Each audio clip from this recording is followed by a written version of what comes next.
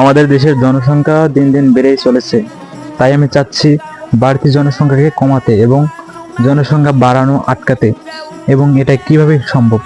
আরে আমাদের জনসংখ্যা বেড়ে গেলে তো আমরা ভবিষ্যতে থাকার জায়গা পাবো না, আমরা পা রাখার জায়গা পাবো না, আমরা খাবার পাবো না। এ মা, তাহলে আমরা কি খেয়ে বেঁচে থাকবো? তাহলে এত জনসংখ্যা আমরা জায়গা দেব কি করে? আমরা দেশে জায়গা দিতে পারবো না, তাই আমরা বিদেশে পাঠিয়ে দেব। ঠিক আছে, আমরা না হয় কিছু জনসংখ্যা বিদেশে পাঠিয়ে দিলাম, কয়েক লাখ জনসংখ্যা, কিন্তু বাকি কোটি কোটি জনসংখ্যা কোথায় গিয়ে থাকবে? তারা কি পুকুরের মধ্যে বিছানা বেঁধে থাকবে, নাকি কোথায় গিয়ে থাকবে তারা? তারা কি আকাশে উঠে থাকতে পারবে উড়োজাহাজের মাধ্যমে বা স্পেসশিপের মাধ্যমে? এটা এটা এটা কিভাবে সম্ভব?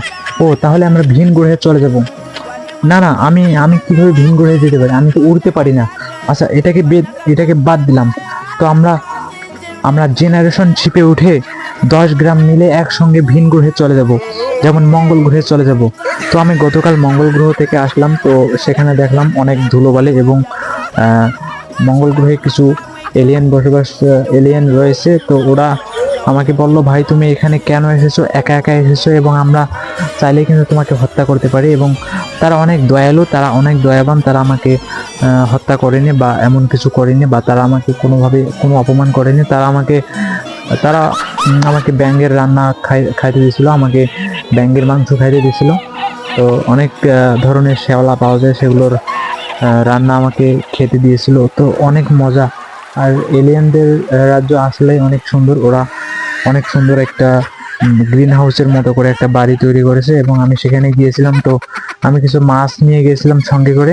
তো ওরা আমাকে বললো, ভাই এগুলো মাছ আমরা খাই না, আমরা এলিয়েন, তাই আমরা পানি খাই না, কিছু খাই না, তাই তোমারও খাওয়া যাবে না। তাই আমিও পানি খেলাম না, কিছু খেলাম না। তো তারপরে ওরা আমাকে অনেক করে অনুরোধ করলো যে, ভাই ব্যাঙের রান্নাটা অনেক ভালো হয়েছে, তুমি ব্যাঙের রান্নাটা খাও। তারপর আমি ব্যাঙের রান্নাটা খেয়ে পরে অনেক একটা দৌড় মেরে বাংলাদেশে চলে আসলাম। তো তারপর আমি পৃথিবীতে চলে আসলাম।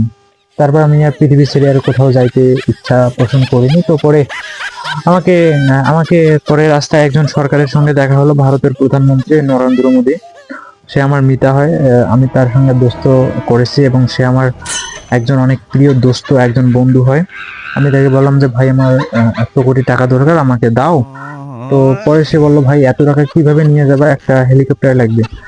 পরে আমি দেখলাম যে হেলিকপ্টারেও সম্ভব নয় 100 কোটি টাকা নেওয়া। তাই আমি আমি কয়েকজন ছেলেকে ভাড়া করলাম এবং একটা ট্রাক নিলাম। তো পরে ট্রাকে করে 100 কোটি টাকা নিয়ে বাড়িতে আসলাম, এবং আমি অনেক বড় বড় ছাদওয়ালা কয়েকটা বাড়ি করলাম।